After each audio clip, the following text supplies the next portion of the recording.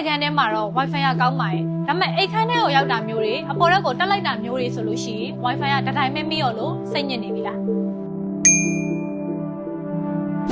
router အသစ်လဲနေကြလည်းမလို့ကျိုးသွဲ့နေကြလည်းမလို့ပဲနဲ့2မိနစ်အတွင်းနဲ့အိမ်တစ်ခုလုံးကိုတိုင်ပစ်ဖြစ်သွားမဲ့နီလန်းလေးကိုဒီနေ့ဗီဒီယိုမှာပြပြပေးသွားပါမယ်။ဗီဒီယိုလေးမစခင်မှာတော့Aero User Guide by Unit ရဲ့ Facebook page လေးကို follow လေးလုပ် like လေးပေးပြီးသွားရင်တော့ဒီပို့လေးကို share ပေးပါဦးနော်။ TikTok channel လေးကိုလည်း follow လုပ်ပြီးသွားရင်ဆိုရင်တော့အသေးလေးပေးဖို့မမေ့ပါနဲ့နော်။ User Guide by Unit ရဲ့ YouTube channel ကို subscribe လုပ်ပြီးသွားပြီဆိုရင်တော့ခုလိုနည်းပညာအကြောင်းအရာတွေကိုအမြဲကြည့်လို့ရအောင်ဘေးကခါလောင်းလေးကိုလည်းနှိပ်သွားပေးပါဦး။ဒါဆိုရင်တော့ Aero video လေးဆက်လိုက်ရအောင်။ဒါကတော့ Wi-Fi ring extender ပဲဖြစ်ပါတယ်။ router ကလွှင့်ပေးတဲ့ line ကိုဆွဲယူပြီးတော့ပို့ဝေးတဲ့နေရာမှာလွှင့်ပေးရပါ။ Mass Wi-Fi နေလောက်ဈေးမကြီးပဲနဲ့ထိရောက်ပြီးတော့လူသုံးများတဲ့နည်းလမ်းဖြစ်ပါတယ်။ပထမဆုံးကတော့ WPS နည်းလမ်းဖြစ်ပါတယ်။ Technical knowledge လုံးဝမလိုပါဘူး။ချိတ်ဆက်ပုံနည်းလမ်းကတော့ပထမဆုံး extender ကို plug ထိုးပေးပါ။ပြီးတော့ရင် router က WPS plug ကိုနှိပ်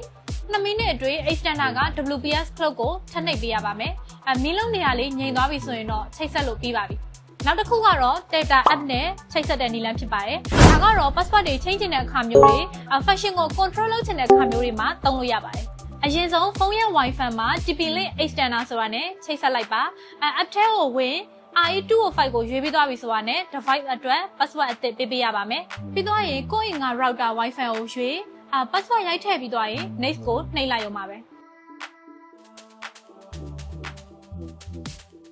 ဒီနီလန်းနှမျိုးတွေကတစ်မျိုးမျိုးနဲ့ချိတ်ဆက်ပြီးသွားပြီဆိုရင်တော့ extender ကိုပလက်ဖြုတ်ပြီးတော့ကိုလိုတဲ့နေရာကိုရွှေ့လို့ရပါပြီ။တစ်ခုတလေထားမှာတော့ extender ကို line လုံးဝမမိတဲ့နေရာမှာမထားပါနဲ့။ router နဲ့ line မမိတဲ့အခန်းရဲ့အလဲဒါမှမဟုတ် line ကောင်းကောင်းမိတဲ့နေရာမှာထားမှသာသူက line အပြည့်ပြန်လွှင့်ပေးနိုင်မှာဖြစ်ပါတယ်။မီးအပြာရောင်လေးလင်းနေပြီဆိုရင်တော့ဒါနေရာထားတာမှန်ပါပြီ။ကဲအခုဆိုရင်တော့အခန်းထဲမှာပဲဖြစ်ဖြစ်အပေါ်ထဲမှာပဲဖြစ်ဖြစ်အဲ့ရနေရာအနှံ့မှာ Wi-Fi ကိုစိတ်ကြိုက်သုံးလို့ရပါပြီ။ဒီဗီဒီယိုလေးကသုံးဝင်နေဆိုလို့ရှိရင်တော့Aero User Guide by Unit ရဲ့ Facebook page လေးကို follow လေးလုပ် like လေးပေးပြီးသွားပြီဆိုရင်တော့ share ပေးဖို့မမေ့ပါနဲ့နော် TikTok channel လေးကိုလည်း follow လုပ်ပြီးသွားပြီဆိုရင်တော့အသေးလေးပေးခဲ့ပေးပါဦး User Guide by Unit ရဲ့ YouTube channel ကို subscribe လုပ်ပြီးသွားပြီဆိုရင်တော့ခုလိုနည်းပညာအကြောင်းအရာတွေကိုအမြဲကြည့်လို့ရအောင်ဘေးကခါလောင်းလေးကိုလည်းနှိပ်သွားပေးပါဦးအဆုံးထိကြည့်ရှုခဲ့ကြတဲ့အတွက်ကျေးဇူးတင်ပါတယ်အားလုံးပဲတတား